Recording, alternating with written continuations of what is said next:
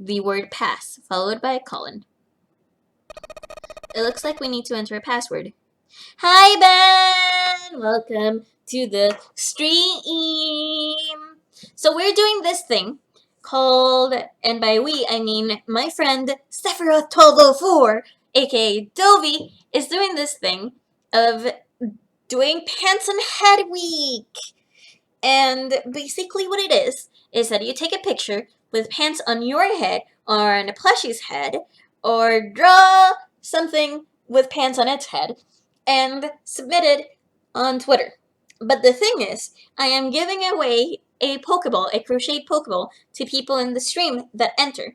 So you get 2 entries for the crochet Pokeball if you tweet it at Sephiroth1204 at SecretFiri with the hashtag Pants and Head Week. Basically, what Pants and Head Week is just a nice thing to change the pace of life, because basically we are just living a very stressful life, and it's time to be silly every once in a while. And it is in honor of one of Dovey's friends that hosted the first one. What happens if I draw Fury with pants on her head? Would that count? I guess that would, yeah. And it's in honor of one of his friends. And every year he does it, he donates money to suicide prevention. And he does a video with all the pictures that get sent to him. But if you do it with me in the Twitter thing, and because of the stream, you get 2 entries to the crocheted Pokeball that I've been working on. And you know I've been working on that Pokeball real hard, because you know I've been working on it for over a month, I think. But at university, it's just so annoying. So yeah, that's it. Anyway, also, hi Ben, we're doing the last bet ending. And then on Monday, we're doing the good ending.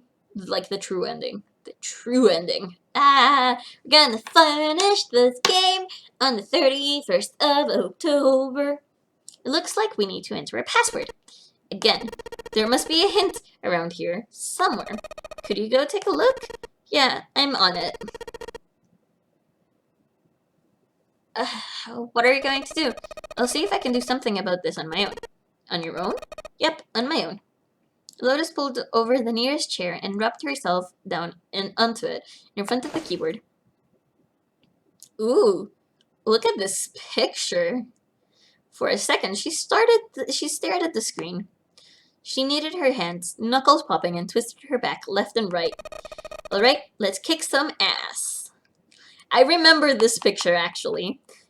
It's super cool. Lotus smiled to herself and rubbed her hands together in anticipation. Then, before Junpei had time to blink, she was typing at an incredible speed, the click-clack of the keys running together like a machine gun fire. What? Junpei was, for once, at a loss for words. Didn't expect that, did you? Of course I didn't. So then from today, I heard that you were gone at a thing and did a thing with the thing. And did a thing with the thing. So what kind of job do you have? What are you? You were at a tournament. I don't know what type of tournament, probably Smash. I'm unemployed at the moment. I used to work for a cybersecurity firm, but I quit. Why? Lotus blinked. Huh? Oh, it was just something. She stopped typing for a moment, and her face fell. This was not an avenue of questioning to be pursued, Junpei realized, and quickly shut his mouth. Fuck Smash. Lotus' fingers began to move again, and in a few seconds she was back up to speed. As she typed, more letters and symbols that meant nothing to Junpei began to pour across the screen. What are you doing now? I'm going to try and brute force it. I played the Street Fighter now. Nice. What a brute force attack is? Well, the short version is that I just attacked the thing head on. The long version, without looking up or slowing down, she began to explain. A brute force attack is one of the simplest ways to break a cipher, she told him. No one plays Skullgirls anymore. Ben plays Skullgirls. Yes, he does. But not as much as he plays Street Fighter and Smash. It checks every possible combination until it finds the right one. For a complex cipher, it can take a very long time. The thought of doing something like that made Junpei feel tired, but Lotus explained that she was writing a program that would run just such an attack on its own. It's not the most elegant solution, certainly, but given the circumstances, there isn't much else I can do. Even as she talked, her fingers never slowed or missed the key. Junpei couldn't help but feel a little odd. Oh, but back to what we were talking about earlier. What were we talking about? The wireless display. It's kind of strange if you think about it, isn't it? How do I put it? Well, let's say you write a program that calculates an addition problem for you. Alright. So you enter 1 plus 1. The screen will show you 2. See, isn't that strange? No, not really. Oh, come on now. Of course, a caveman like you would think it was strange. You said so just a minute ago. You're just not getting it, are you? Who calculated 1 plus 1? I only know that Skull Brawls has support of his own can. And that the switchers, the crew, not to be super sexist. Beowulf, Eliza, Big Band, Disney Fair. Aww. You guys and your nerdy talk. The main computer, right? You said it's connected to the monitor wirelessly, but someone who grew up in a cave wouldn't know that, right? They'd probably think that this thing here, the monitor, is doing calculating. And once they've decided that, they'll start examining this monitor. Then they might poke the screen or something. Ah, I see. The color changes when I press it here. Then they might investigate the hardware on the inside. Whoa, tits, yeah. Ah, I see. So the wire supplies power. Eventually, they might even cut the wires. Ah, yes, just as I expected. When this wire is cut, no results appear. Therefore, it must be the device which does the calculation. But the truth is that, just like you said, the computer is doing the calculation. But this cave people don't know that. Yeah, they're friends with, Martin, with Little Karibo, and they are amazing voice actors and actresses. Because they have no idea what the monitor and the computer are connected, that the computer are connected wirelessly. Lotus continued to type. Junpei scratched his head. So, what are you trying to say? Nothing, really. It's just, I thought maybe, what if the relationship between human beings and our brains is like that? Huh? Well, at least, say you stick a bunch of electrodes into parts of the brain. A scientist examining the signals they send out might say, interesting, so stimulating this part of the brain causes the person to see colors. That must mean this neuron cluster controls the function. I love how Salty Peacock became a thing. That in drunk versions as well. I have seen the VAs actually play the game because I think one of the voice actors holds like they like hold parties and like stuff at conventions and stuff, and they play it, and then other times they hold parties and get drunk at someone's house and they play the game. So yeah. Voices of gaming, yes. This must mean the neuron cluster controls that function. Okay, let's see what happens when I cut this part. Ah, just what I thought. That's the channel that has it, yes. Cutting off this part causes that function to cease. What are these non-Smash terms you're spewing? This non-Smash!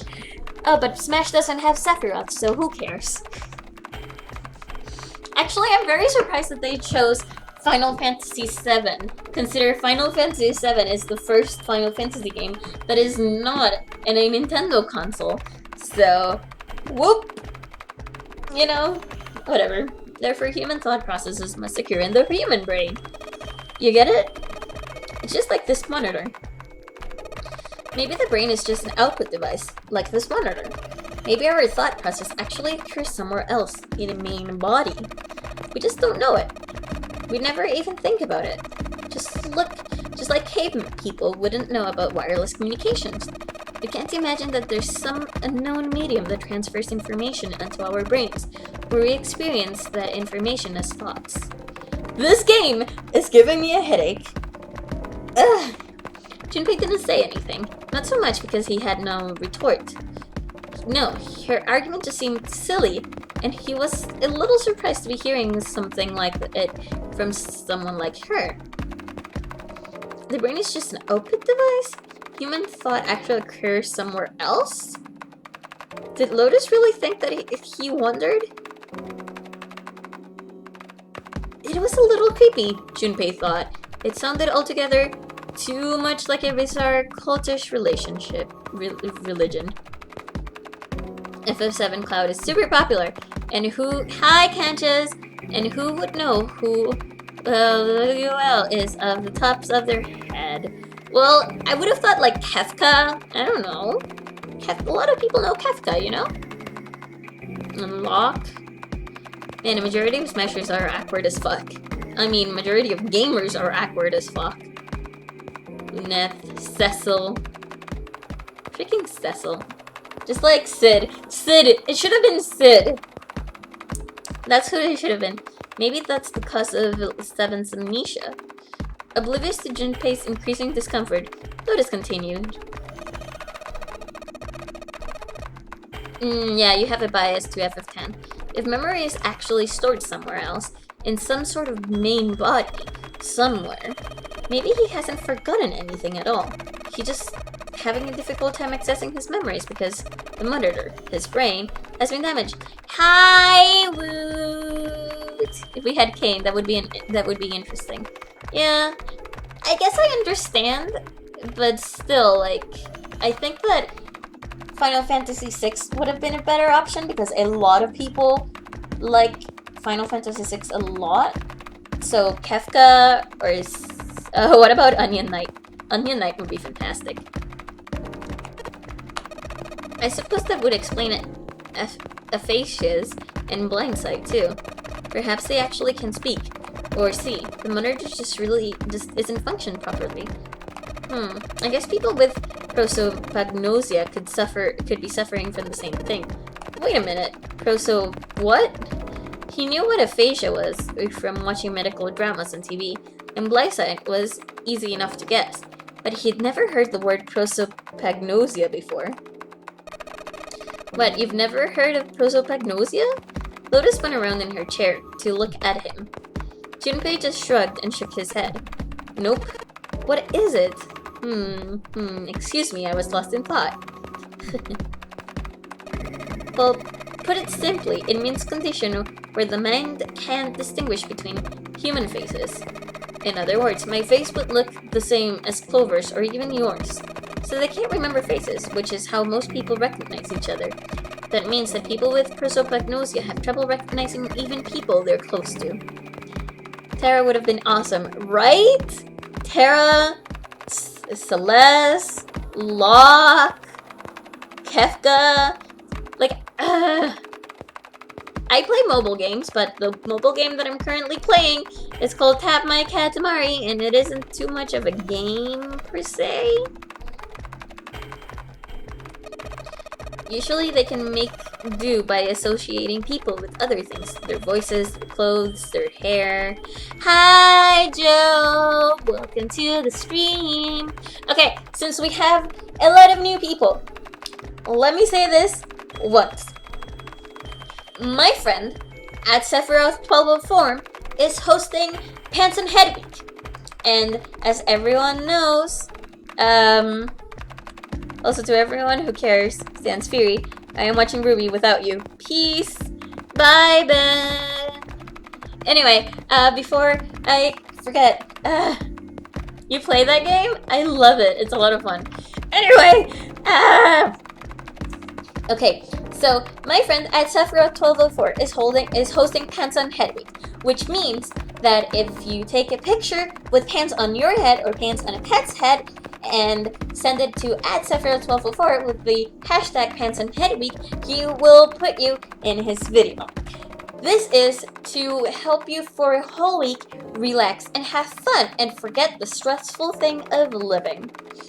At the same time, if you do it only for today, you'll get 2 free entries for my crocheted Pokeball. All you have to do is hashtag Pants on Head Week, take a picture of yourself, and include Sephiroth1204 and me in your tweet. You get 2 free entries. Also, this, and a reason he also does this is in memory of his good friend that passed away a couple years ago, and he donates to suicide prevention every year when you do this. So